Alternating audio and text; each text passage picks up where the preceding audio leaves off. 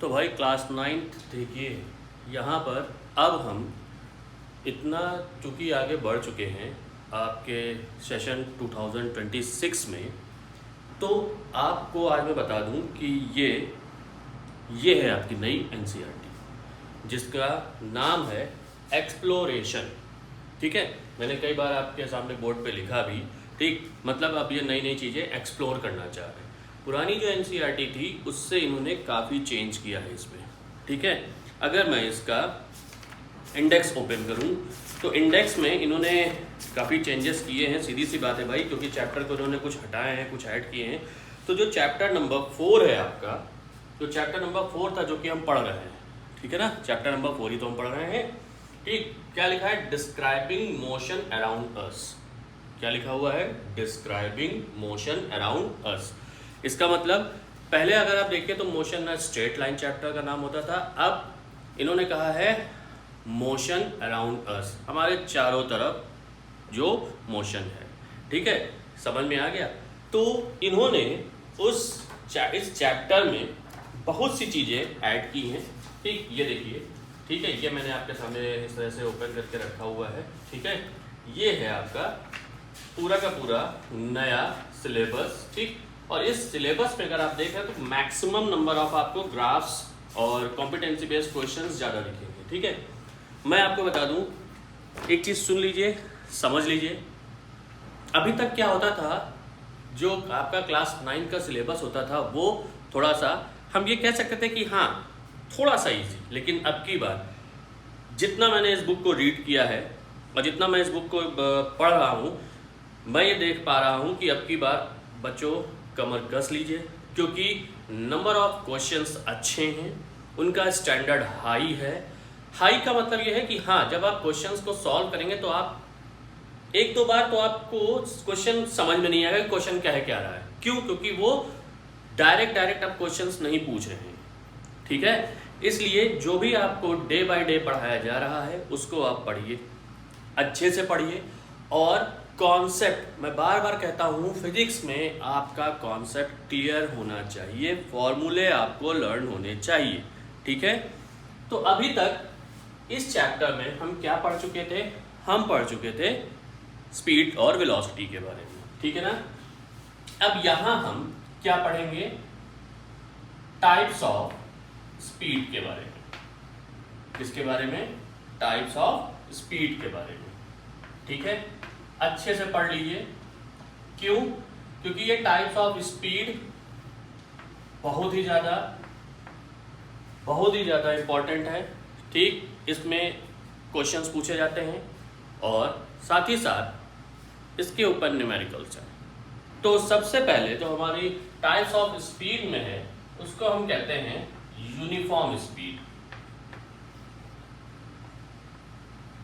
ठीक है ना, यूनिफॉर्म स्पीड।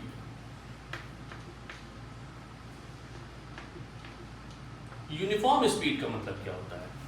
ठीक है ना, अब यूनिफॉर्म को अगर हम एक और वर्ड दे दें तो क्या ये नॉन वेरिएबल होगी? तो क्या ये नॉन वेरिएबल स्पीड होगी? अच्छे से देखिए, क्या ये नॉन वेरिएबल होगी? यूनिफॉर्म का मतलब एक जैसा, नॉन यूनिफॉर्म का मतलब जो कि नॉन यूनिफॉर्म का मतलब जो यूनिफॉर्म ना हो। यूनिफॉर्म का मतलब एक जैसा, नॉन यूनिफॉर्म का मतलब जो एक जैसा ना हो। उसी जगह नॉन वेरिएबल का मतलब जो कि वेरी ना करे। ठीक है, तो आइए यहाँ पर हम जब कहते हैं कि यूनिफॉर्म स्पीड, तो यूनिफॉर्म स्पीड का मतलब क्या होगा कि वो स्पीड जो कि अपनी चाल, अपनी स्पीड बदले ही ना। मतलब कोई ऑब्जेक्ट जिस स्पीड से चल रहा है उस स्पीड में कोई भी चेंज ना आए। ठीक, आइए इसको देखिए कैसे। ठीक है, नॉन यूनिफॉर्म या जो हम पढ़ेंगे नॉन यूनिफॉर्म इसके बाद, ठीक है, वो क्या होगी? और उसके पहले जो हम यूनिफॉर्म, जिसको हम नॉन वेरिएबल स्पीड कह रहे हैं, ठीक है, वो क्या होगी? आइए देखिए, अगर हमारे पास ये दो पॉइंट्स हैं और एक ये तीसरा पॉइंट है,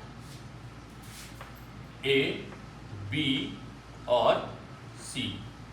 मतलब अगर हम ए से बी में चल रहे हैं और बी से सी के चल रहे हैं, सो ए से बी की जो डिस्टेंस है, ए से बी की जो डिस्टेंस है और बी से सी की जो डिस्टेंस है वो इक्वी डिस्टेंस है। मतलब अगर ओवरऑल डिस्टेंस हम कहें ए और सी के बीच में तो 100 किलोमीटर है।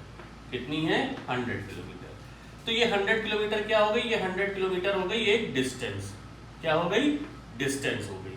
ओके, ठीक है, अच्छे समझिएगा, क्या हो गई? ये डिस्टेंस हो गई, ठीक, जिसको हम कहीं ना कहीं पाथ भी कहते हैं। ठीक, अब एक चीज समझ लीजिए, अच्छे समझ लीजिए कि यूनिफॉर्म या नॉन वेरिएबल स्पीड कैसे हम डिफाइन करेंगे। जब हम ए से बी तक गए, ए से बी तक जाने में, ठीक है ना, ए से बी तक जाने में, ए से बी तक इस पाथ को ट्रेवल करने में हमने जो टाइम लिया वो लिया t1, ठीक है।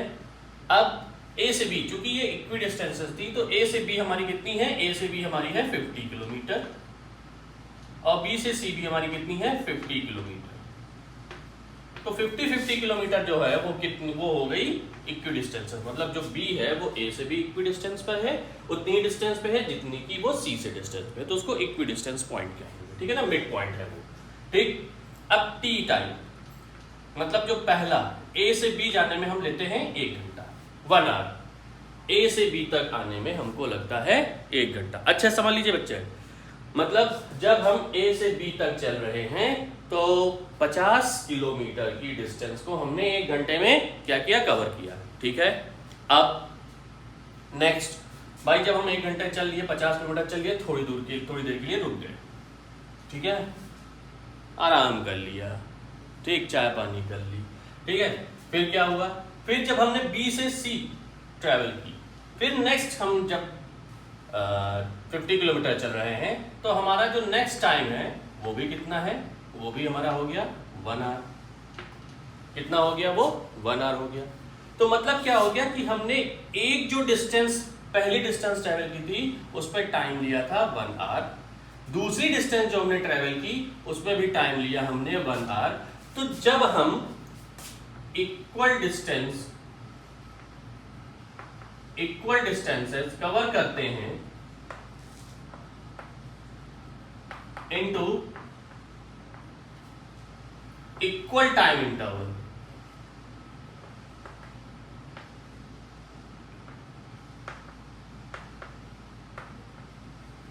ठीक है ना, जब इक्वल टाइम इंटरवल्स में, ठीक है ना, इक्वल टाइम इंटरवल्स, ठीक है ना, इन इक्वल टाइम इंटरवल्स, तो क्या हो जाता है? तब हमारी जो स्पीड होती है वो कैसी हो रही होती है? वो यूनिफॉर्म हो रही होती है। कैसी हो रही होती है? वो यूनिफॉर्म हो रही होती है। आइए इसको थोड़ा सा ग्राफ की मदद से देख लें, ठीक है ना। हम इसको कैसे देख लें? ग्राफ की मदद से। ये हमारा पोजीशन टाइम ग्राफ है, पोजीशन टाइम ग्राफ, ठीक, जिसको हम डिस्टेंस टाइम ग्राफ भी कह रहे हैं, ठीक है ना। डिस्टेंस हम लेंगे किलोमीटर में और इस पे टाइम हम ले रहे हैं आर में, ठीक। आइए देखिए भाई, ठीक, अच्छे समझ लीजिए, ठीक है।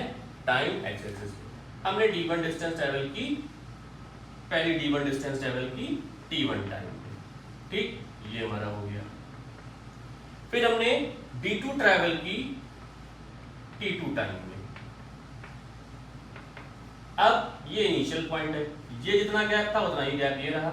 अब इसको ऐसे समझ लीजिए, ये 1 है, ये 2 है, ये 3 है, ये 4 हुआ यहाँ पे, ऐसे, ठीक, समझ में आ गया। ये 0 से 50 हुआ, ये 100 हुआ, यहाँ पे 150 हो गया, ठीक है ना। तो 50 किलोमीटर हम चले 1 घंटे में। नेक्स्ट 50 किलोमीटर हम जो चले वो फिर हम 1 घंटे में चले। तो हमको जो स्पीड मिली वो कैसी मिली? वो देखिए यहाँ से इस तरीके से मिली। ये, इसको हम क्या कहते हैं? यूनिफॉर्म। कैसी है ये? यूनिफॉर्म स्पीड है। समझ में आ गया? ये यूनिफॉर्म स्पीड होगी क्योंकि इसमें देखिए कहीं भी वेरिएशन नहीं आ रहा है, ठीक, कहीं भी वेरिएशन नहीं आ रहा है, ठीक है। तो ये याद रखिएगा, ये स्पीड कैसी होगी? ये यूनिफॉर्म होगी, ठीक है। और साथ ही साथ इसको हम नॉन वेरिएबल स्पीड भी कहेंगे। अब दूसरी आती है जिसको हम कहते हैं non uniform.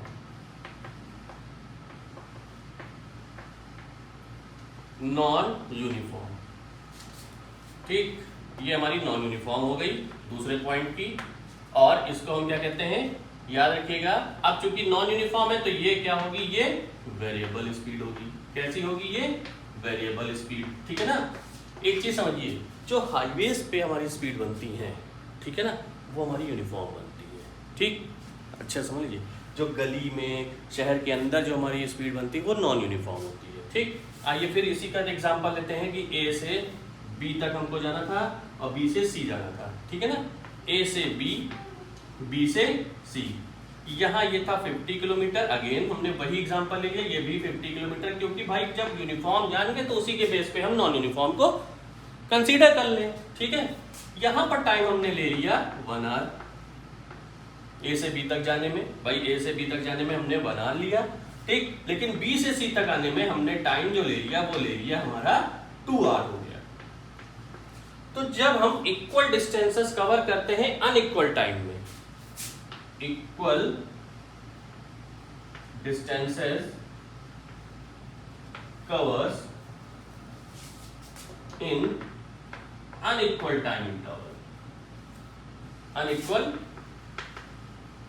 Time intervals, vice versa, unequal distances covers in equal time interval, तब हमारी जो स्पीड आती है वो नॉन यूनिफॉर्म आती है, जिसको हम वेरिएबल कहते हैं, ठीक है। इतना आपको समझ में आ गया। ये आपकी हो गई यूनिफॉर्म, एक जैसी, कांस्टेंट जिसको आप कह सकते हैं, बिल्कुल कांस्टेंट। यूनिफॉर्म आप बिल्कुल देखिए, यूनिफॉर्म, कांस्टेंट, ठीक है ना। यहीं पे वर्ड अगर आप इसको कांस्टेंट ले लें तो आप गलत नहीं होंगे, ठीक है ना। कांस्टेंट अगर स्पीड आप ले लें, कांस्टेंटली हम चल रहे हैं, चेंज नहीं कर रहे हैं, तो आप गलत नहीं है, ठीक है ना।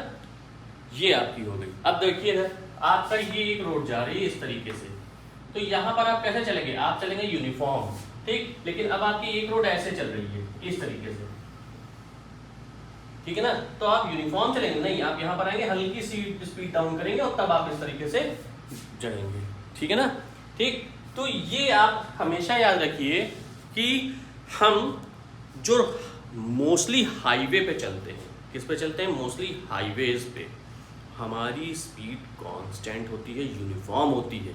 और जब हम स्पीड ब्रेकर पे चलते हैं तब तो स्पीड वेरी करेगी, ठीक है।